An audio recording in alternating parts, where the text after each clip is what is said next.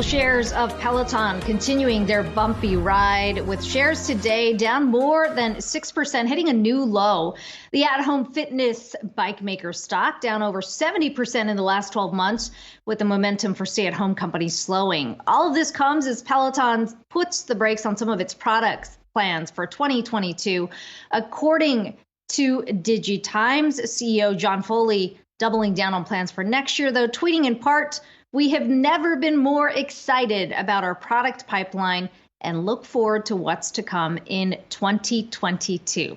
Let's bring in Ken Leon, CFRA Industry and Equity Research Global Director. Ken, you've got a $45 price target on the stock, so clearly a little more upside than what we're seeing trading today.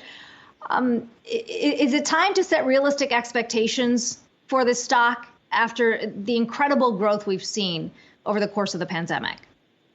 Yeah, and that's right.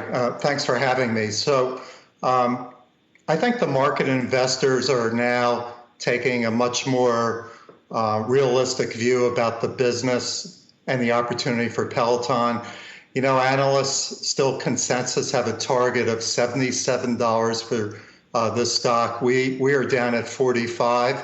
Peloton's not going out of business, but obviously there's opportunities for its addressable market, the business model, and then we can come back and talk about the stock. And Ken, I mean, obviously, you know, it's one of those stocks that did enjoy a big boost in the lockdown phase. And now as you see Omicron cases ticking higher, I guess it's a break from tradition to see it still under pressure here.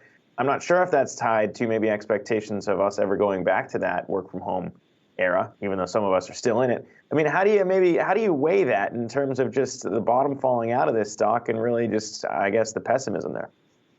Yeah, so the probability of shelter in place like we had 18 months ago is probably less than 10%. And that means when you look at the revenue trajectory of this company, it's expected to do roughly $4.3 billion for the current fiscal year ending next June, $5.4 billion after that in 23. That's a lower cadence than what we had previous to the last quarter reported.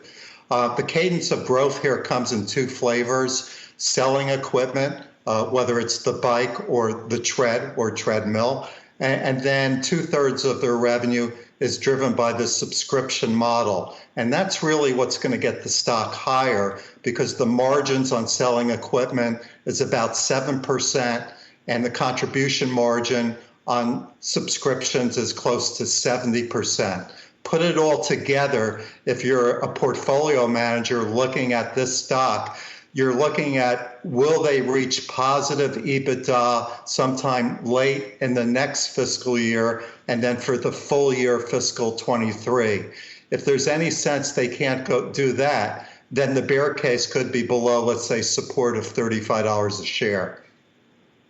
So Ken, what are potential catalysts that you see that could grow those subscriber numbers beyond what we see now? I mean, you get the sense that it's no longer just about the bike. If people are able to go back in the gym, what do you think are going to get more and more users on board? So what investors are looking at is that they can meet their guidance for the current quarter, which is slightly down from the prior quarter results, and their ability to get good metrics as it relates to the number of workouts per month, which has come down year over year from 20 to 16 per month. Also, the churn rate still, on the bullish case, is still below 2%. It's roughly 1% and change. And that's good, because the subscription model drives recurring revenue and cash flow. And that's what investors want from this company, or companies that don't make money or have profitability. Otherwise, it becomes a permanent broken growth stock. So that becomes important. This is really chapter 2 for Peloton, but it's no longer a rocket chart in terms of revenues growing to the sky. Yeah, and I guess, we've seen a lot of crazy things that have decoupled from reality in 2021. If you look at maybe some moves, GameStop, AMC, this is one where it might be welcome to see come back down to earth. If you're in my camp, where you just look at Peloton as a normal stationary bike and not as crazy as everyone else made it out to be at the beginning part of all of this. But I mean, you do raise headwinds here when it comes to prices maybe falling for the bike, as well as what we've seen before, supply chain delays. I mean, out of those headwinds and maybe others you see, how does that maybe weigh on the upside, even if it does start to see, I guess, the right moves over the course of profitability? Yeah, so giving the bull case for Peloton is in November they raised over $1 billion, so they have like $1.6 billion of cash, unused credit facilities. They're going to expand a beautiful big plant in Ohio so that they can manufacture more bikes and more treadmill. They also have the chance that when you reopen fitness centers with the acquisition of Precor, they can integrate even a better equipment offering for those locations. Finally, the bull case is geography, where they're expanding in Europe, Germany for one, UK, and also in Australia.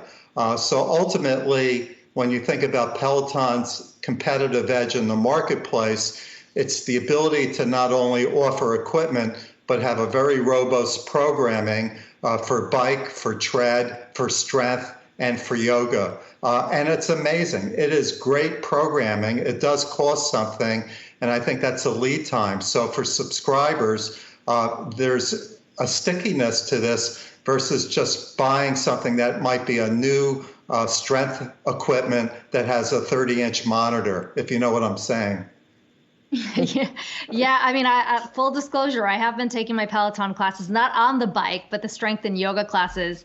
Still cheaper than a gym membership. So it'll be interesting to see how many people stick around. We should mention, by the way, Yahoo Finance did reach out to Peloton for comment. We have not heard back, but of course, we'll bring that to you if we do. Ken Leon, CFRA Industry and Equity Research Global Director. Good to have you on today.